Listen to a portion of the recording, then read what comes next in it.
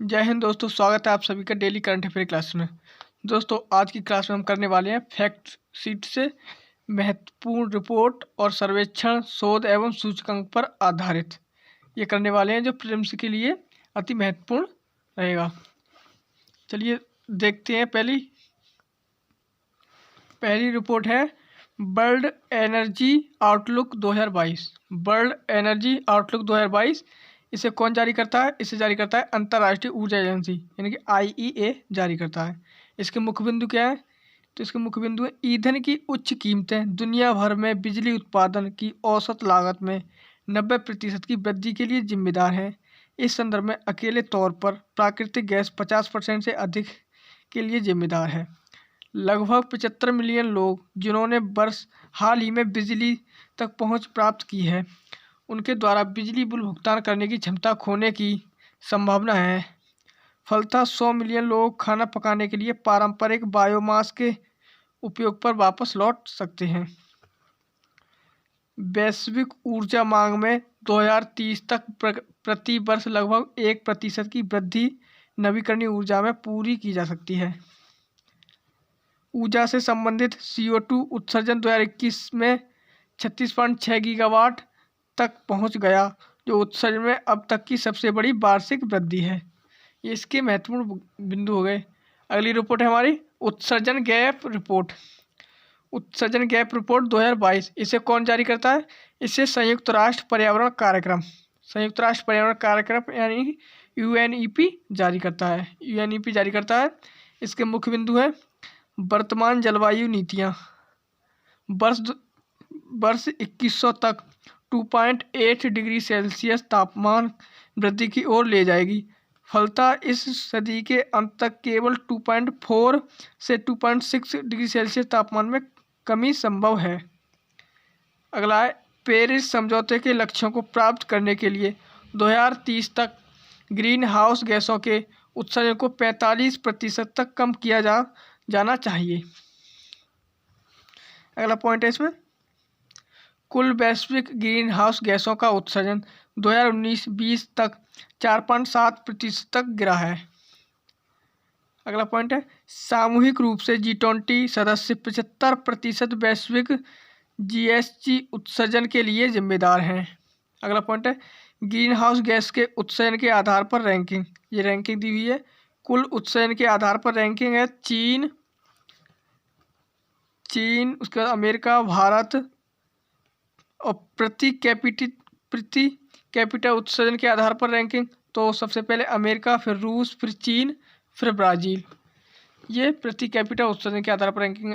अगली हमारी रिपोर्ट है वो है अनुकूल गैप रिपोर्ट। अनुकूल गैप रिपोर्ट 2022 ये कौन जारी करता है? ये भी UNEP जारी करता है यानी कि संयुक्त राष्ट्र पर्यावरण कार्यक्रम जारी करता है। इसके मुख्य बिंदु हैं जलवायु परिवर्तन पर संयुक्त राष्ट्र फ्रेमवर्क कन्वेंशन के कम से कम 84% देशों के पास अनुकूल योजनाएं, रणनीति, नीतियां और कानून हैं, जिसमें पिछले वर्ष की तुलना में 5% की वृद्धि दर्ज की गई है।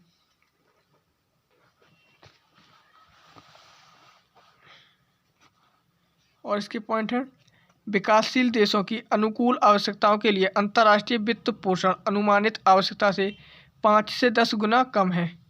वार्षिक अनुकूलन की प्रतिपूर्ति हेतु 2030 तक अनुमानित रूप से 160 से 340 बिलियन डॉलर, 2050 तक 315 से 565 बिलियन डॉलर की आवश्यकता होगी। अगली रिपोर्ट है प्लास्टिक वैकल्पिक रिपोर्ट 2022।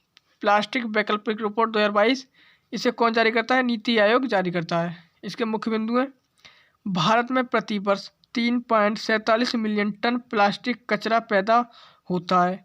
3.47 मिलियन टन, जिसमें से 60% रिसाइकलिंग के लिए एकत्रित किया जाता है।